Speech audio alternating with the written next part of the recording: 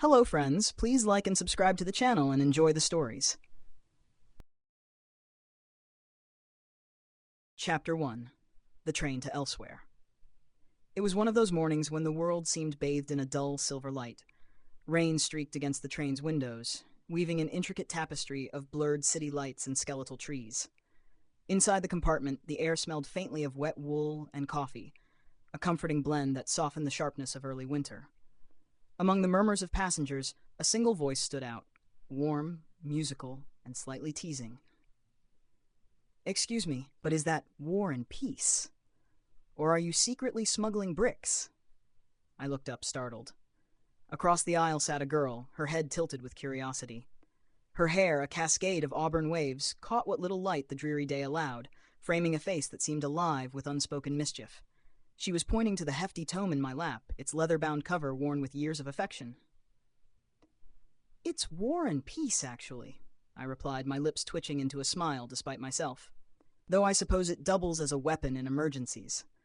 Her laughter was soft but full, like the sound of leaves rustling in summer. "Impressive. Most people bring snacks or a playlist for a 6-hour train ride. You brought Tolstoy." I shrugged. "It's a reread. Keeps me distracted." "From what?" she asked, leaning forward. Her question wasn't casual. It carried the weight of genuine interest. "Life, mostly," I said, before I could stop myself. I immediately regretted the honesty, but she didn't flinch. Instead, her expression softened. "Fair enough," she said. "I'm Maya, by the way." "Ethan?" We exchanged smiles, and something about that moment felt significant, though I couldn't say why. The hours passed in easy conversation. Maya had a knack for storytelling, weaving tales of improbable adventures, hiking through misty mountains in Scotland, losing herself in bustling Turkish bazaars, or nearly adopting a stray dog in Tokyo. She spoke of these places as though they were old friends, her words painting vivid pictures that made the rain-speckled world outside the train vanish. When it was my turn to speak, I found myself telling her things I hadn't shared with anyone, about my stalled writing career, my habit of collecting postcards from places I'd never visited, and my recurring dreams of a house by the sea. She listened with a rare intensity, her gaze unwavering, her questions thoughtful. By the time the train began to slow for its first major stop, the compartment felt like a bubble, separate from time and space. "I don't usually talk this much," I admitted, feeling oddly self-conscious. Maya grinned. "Neither do I. Must be the magic of train rides. They're like pockets of limbo where rules don't apply." As the train pulled into the station, the spell broke. Maya glanced at the clock on her phone and sighed. "This is my stop." "Oh." I tried to keep the disappointment out of my voice, but her knowing smile told me I'd failed. "Don't look so tragic, Ethan. Life's full of unexpected stops. Maybe we'll meet again." Before I could respond, she stood, grabbing her bag. As she turned to leave, she paused, digging into her coat pocket. She pulled out a crumpled postcard and handed it to me. "For your collection," she said, winking. "Good luck with Tolstoy." And then she was gone, her auburn hair vanishing into the throng of passengers. I stared at the postcard in my hand. It depicted a lighthouse perched on a rocky cliff, waves crashing below it. On the back, in a looping, hurried script, she'd written, "There's always a light, even in the fog." For weeks I thought of her laughter, her stories, her effortless charm. I searched for her name online, hoping to stumble upon a clue, but it was as if she'd vanished into thin air. The postcard remained on my desk, a reminder of that fleeting connection. Months later, while browsing a secondhand bookshop, I found myself drawn to a shelf of travel memoirs. One book caught my eye, The Edge of Elsewhere. The author's name made my breath hitch, Maya Calloway. I flipped it open, heart racing. There on the first page was a dedication, to Ethan, the stranger on the train who reminded me why stories matter. The world tilted. I sank onto a nearby bench, clutching the book. Somewhere, Maya was out there, weaving her tales and leaving breadcrumbs in the form of lighthouses and paperbacks. And for the first time in years, I felt the spark of possibility, like a door cracking open to a story yet untold. Chapter 2. The Breadcrumb Trail. The bookstore smelled of parchment and faintly of lavender, as though the ghosts of stories past had made their home there. I sat on the cracked leather bench, the book trembling slightly in my hands. The Edge of Elsewhere. The title alone was enough to stir something deep inside me, a feeling not unlike the train ride with Maya, that strange blend of anticipation and nostalgia for something I hadn't yet experienced. I flipped through the pages, devouring her words. It wasn't just a travel memoir. Maya had a gift for turning ordinary moments into extraordinary ones. She described sunsets as if they were paintings still wet with paint, and strangers as if their souls shimmered just beneath their skin. Her stories wove together cities and people, triumphs and heartbreaks, all with the same effortless charm she'd shown on the train. And then I found it, my story. It was tucked halfway through the book, under the chapter titled The Stranger with Tolstoy. I met him on a rainy morning, aboard a train cutting through the English countryside. He had the kind of face you don't forget easily. Thoughtful, maybe a little sad, like someone carrying stories they'd never told. We spoke of books and dreams, and he told me about postcards he collected from places he'd never been. That small detail stuck with me. It wasn't about the destinations. It was about the longing for something just out of reach. When we parted ways, I wondered if I'd ever see him again. But life isn't a novel. You don't get neat, predictable endings. Still, I like to think he found his way to the house by the sea he spoke of, writing, dreaming, and collecting postcards until one day he didn't need them anymore. I read it 3 times, the edges of the pages pressing into my fingertips like tiny electric shocks. Maya had remembered everything. The postcards, the dreams, even the house by the sea.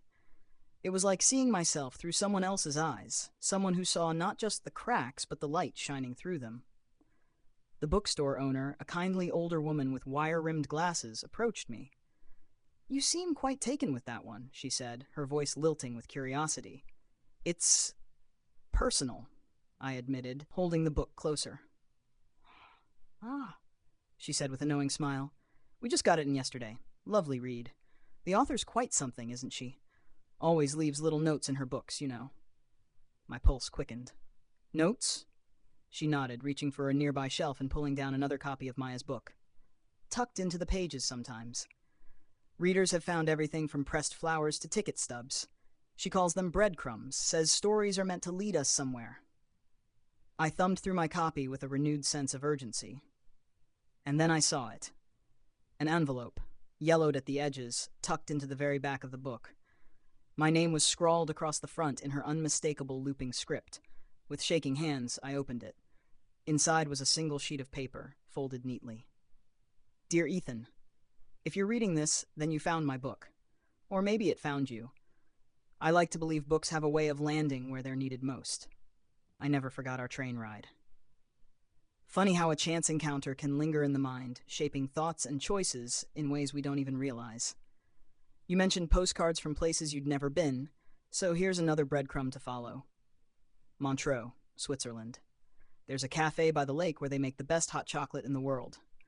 I'll be there on December 12th at 3 p.m., writing postcards of my own. If you come, bring Tolstoy. Maya. I stared at the note, my heart racing. December 12th was only 2 weeks away. Switzerland wasn't a place I'd ever imagined visiting, but the thought of seeing Maya again made the world feel small and infinite all at once. "Are you going to follow the breadcrumb?" the bookstore owner asked, her smile widening as she saw the note in my hands. "I think I have to," I said, the words feeling both absurd and perfectly natural. That night, I booked a flight to Geneva and looked up train schedules to Montreux. The lighthouse postcard sat on my desk, as if cheering me on, while my battered copy of War and Peace waited patiently in my bag. I didn't know what I'd find at the cafe by the lake. Maybe Maya had written the note as a whimsical gesture, never expecting me to follow through. Or maybe she was as curious about what came next as I was. Either way, I knew one thing for certain. Some stories are too compelling not to chase. Chapter 3. The Lake of Chances. The train wound its way along the edge of Lake Geneva, the water shimmering like molten silver under the pale winter sun. Snow-capped mountains framed the horizon, their peaks reaching into the sky like quiet sentinels. It felt surreal, almost cinematic, as if the world itself conspired to set the stage for whatever lay ahead. I clutched the note from Maya in my jacket pocket, its edges soft from my constant handling.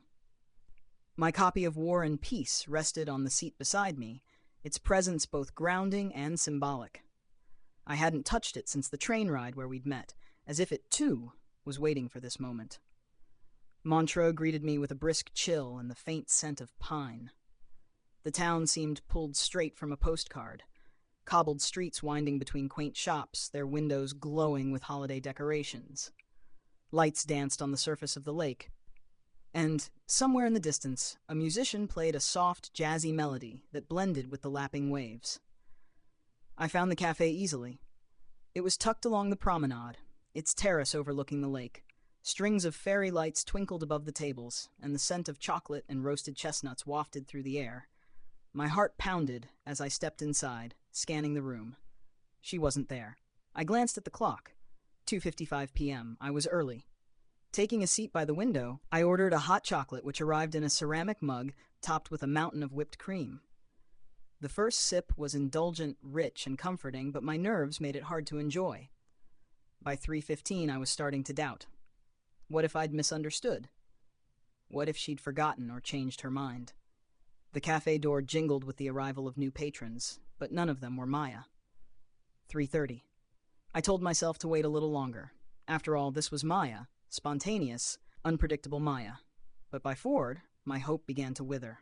I paid my bill, leaving the half-finished hot chocolate behind, and stepped out into the cold. The promenade was quiet, the air heavy with the scent of coming snow. I walked aimlessly, the lake's gentle waves a soothing backdrop to my disappointment. The note in my pocket felt heavier than ever, a reminder of my foolishness. Ethan. The voice stopped me in my tracks. I turned, and there she was. Maya, wrapped in a long gray coat, her auburn hair spilling out from beneath a knitted hat. She stood a few paces away, breathless, as if she'd been running. "I thought I'd missed you," she said, her cheeks flushed.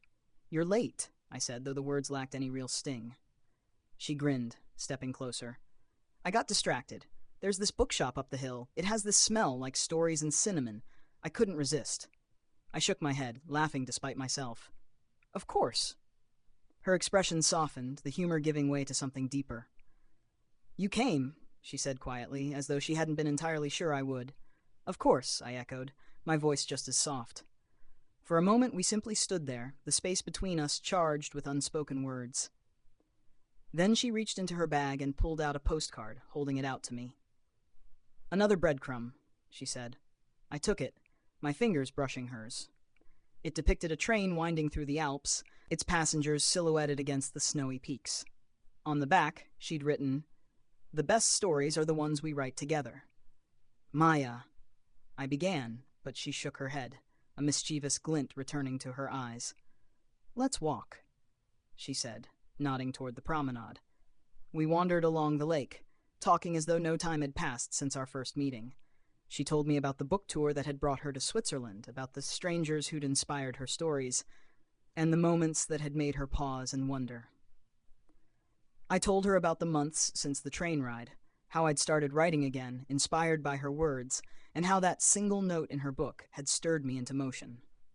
By the time the sun dipped below the horizon, painting the sky in shades of orange and violet, we found ourselves at a bench overlooking the lake. She sat first, patting the spot beside her. "You know," she said, staring out at the water, "I wasn't sure you'd actually come. Most people don't follow breadcrumbs." "I'm not most people," I said, and she smiled, her gaze meeting mine. "No, you're not," she agreed. The silence that followed wasn't awkward or strained. It was the kind of silence that felt full, of possibilities, of things unspoken but understood. As the first snowflakes began to fall, she leaned closer, her shoulder brushing mine. "So, Ethan," she said, her voice tinged with playful curiosity, "what's the next chapter of our story?" I looked at her, at the snow catching in her hair, and the way her eyes seemed to hold entire worlds. "I guess we'll have to write it," I said. And for the first time, the thought of what came next didn't feel daunting. It felt exciting, like the start of a journey I couldn't wait to take. Chapter 4. Unfinished Lines. Snow blanketed Montreux overnight, transforming the town into a winter wonderland. Maya and I spent the following morning exploring its winding streets, stopping to admire festive market stalls adorned with lights and pine garlands. It was the kind of day you wish you could bottle up and keep forever, each moment a mosaic of laughter and quiet wonder. By afternoon, we found ourselves back at the lake, walking along the shoreline. The air was crisp, and our breath clouded in front of us as we spoke about everything and nothing. Maya's energy was infectious, her every gesture animated by an invisible current. "So," she said, tossing a pebble into the water, "what's the most impulsive thing you've ever done?" "Coming here," I replied without hesitation. She raised an eyebrow, impressed. "Really? You seem more like the type to plan everything out." "Usually, yes, but you," I hesitated, searching for the right words. "You make things feel different, less predictable." Her expression softened, and for a moment she looked almost shy. "I like that," she said quietly. We walked on in comfortable silence, the only sounds the crunch of snow beneath our boots and the gentle lapping of the lake. As the day waned, we stumbled upon a small wooden pier that jutted out into the water. Maya grinned and ran ahead, her boots skidding slightly on the icy planks. She stopped at the edge, her arms spread wide as though she could catch the fading light. "Come on, Ethan," she called, her laughter carried by the wind. I joined her, the pier creaking under our combined weight. The view was breathtaking, mountains casting long shadows over the lake, their peaks tinged pink by the setting sun. "This is it," Maya said, her voice reverent. "What is?" I asked. "The kind of moment you write about." She turned to me, her eyes bright. "Doesn't it feel like the world is holding its breath? Just for us?" I wanted to tell her that every moment with her felt like that. But before I could, she reached into her coat pocket and pulled out another postcard. "You keep doing this," I teased, taking it from her. "Breadcrumbs," she said with a wink. The postcard depicted an empty stage, its spotlight illuminating a lone microphone. On the back she'd written, "What happens when the curtain falls?" I stared at the card, unease creeping in. "What does this mean?" Maya leaned against the railing, her gaze fixed on the horizon. "I leave tomorrow," she said softly. The words hit like a punch to the gut. "Tomorrow? I have a book signing in Paris," she explained, her tone light but her eyes shadowed. "And then it's off to Berlin, Amsterdam, and half a dozen other cities." I struggled to process it. "But what about us?" She smiled, though it didn't reach her eyes. "Ethan, you don't even know me. Not really. We met on a train, shared a moment, and followed the spark. But life isn't a fairy tale. People like us, we're not meant to stay still." Her words felt rehearsed, like she'd said them to herself 100 times before. "That's not true," I argued, stepping closer. "We don't have to let this end. We could—" "Could what?" she interrupted, her voice tinged with sadness. "Chase each other across continents? Pretend we're not both running from something?" The sharpness in her tone made me falter. She turned away, gripping the railing tightly. "I've spent my whole life running," she admitted, her voice breaking. "From places, people, even myself. I write stories because it's easier than living them. But you're different, and that terrifies me." Her confession hung in the air, raw and unfiltered. "Maya," I said gently, placing a hand on her arm, "you don't have to run anymore."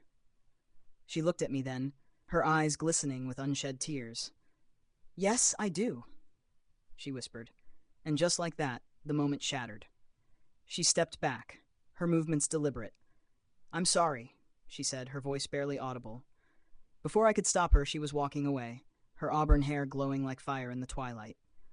I stood there for what felt like hours, the postcard crumpled in my hand. When the cold finally seeped into my bones, I turned and walked back to town, my chest hollow. That night, I sat in my hotel room staring at the lighthouse postcard she'd given me on the train. Next to it lay the new one, its question haunting me. What happens when the curtain falls? For the first time, I didn't have an answer.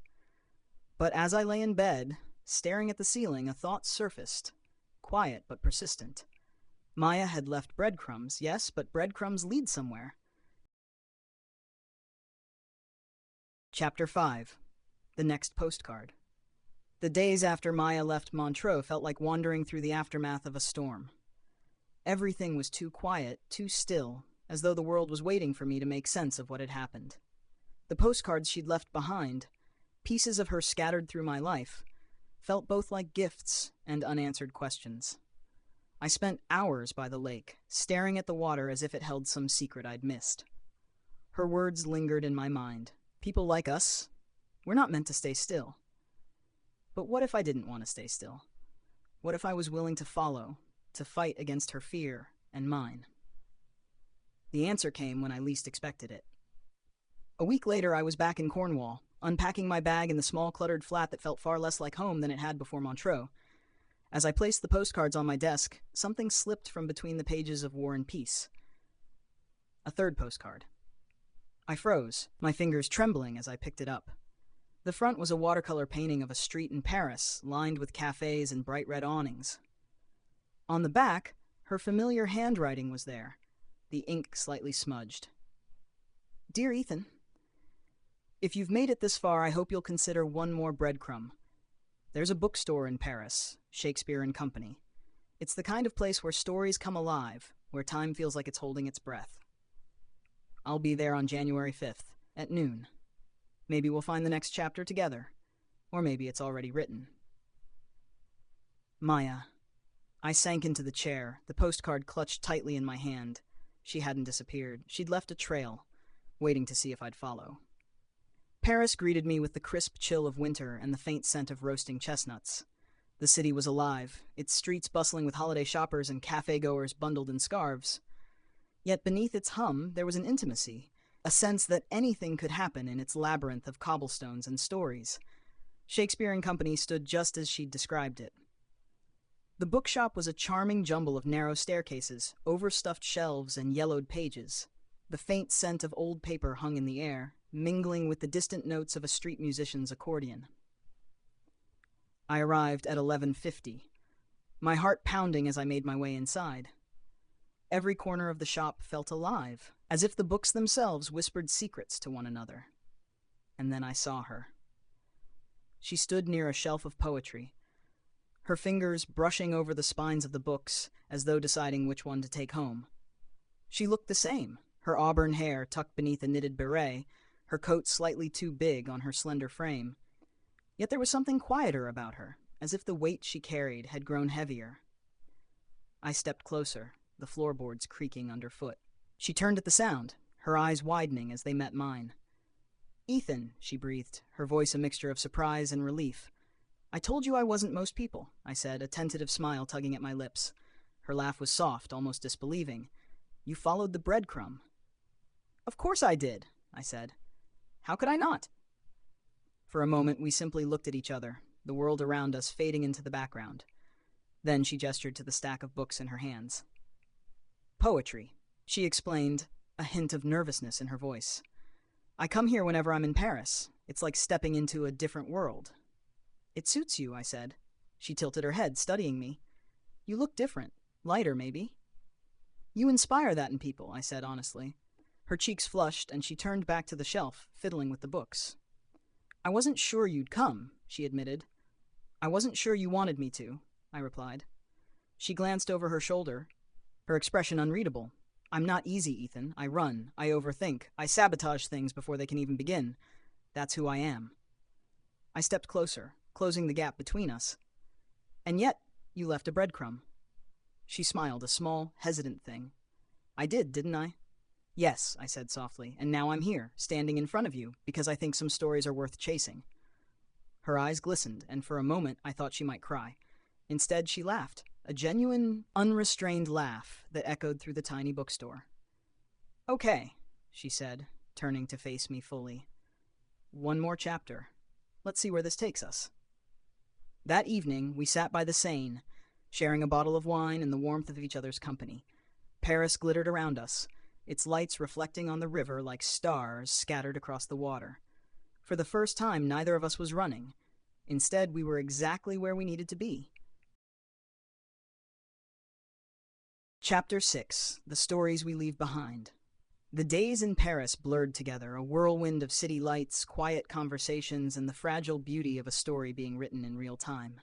Maya and I wandered through the Musée d'Orsay, its paintings coming alive under her vivid interpretations.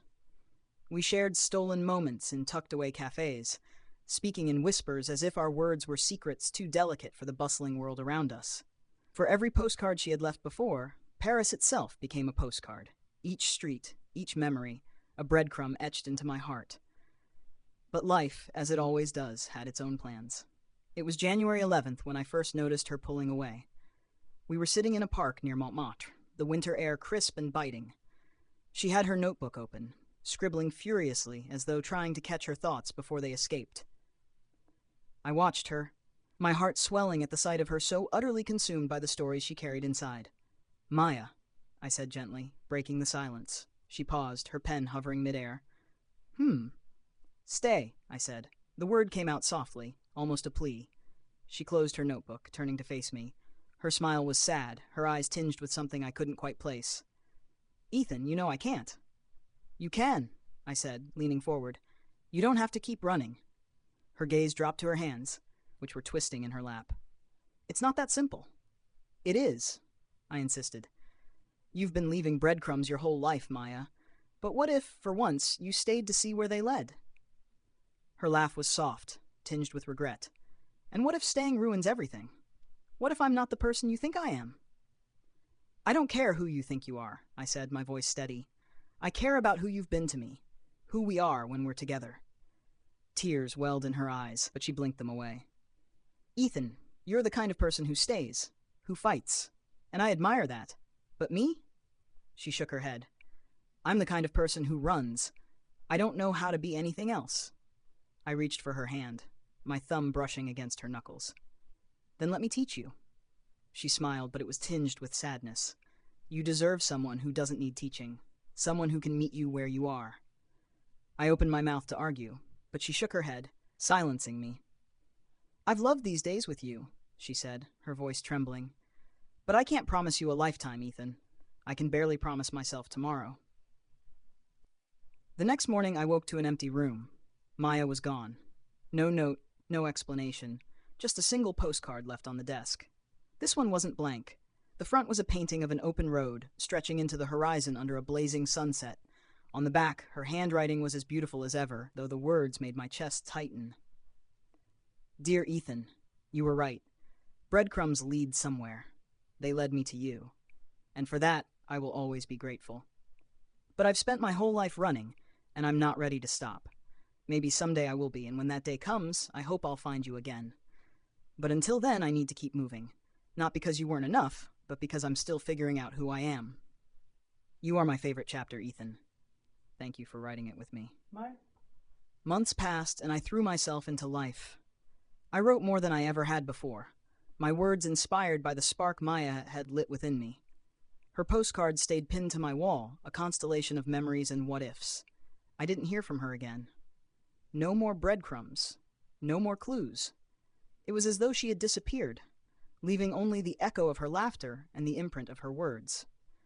But I carried her with me, in the way I noticed the world, in the stories I chose to tell. Maya had been a whirlwind, a brief, beautiful storm that had turned my life upside down, and though she was gone, the lessons she'd taught me remained. Years later, while browsing a second-hand bookshop in London, I came across a novel. The cover was simple, elegant, and the author's name stopped me in my tracks. Maya Bennett. I opened the book, my hands trembling as I flipped through the pages. The dedication read, "For E, who taught me to stop running." Tears blurred my vision as I stood there, holding her words in my hands. Maya had written her story, and though our paths had diverged, I knew deep down that I had been a part of it. Sometimes the people we meet don't stay in our lives forever, but their impact remains, shaping us into who we're meant to be. Maya had been my favorite chapter, and now it was my turn to write the rest of the story.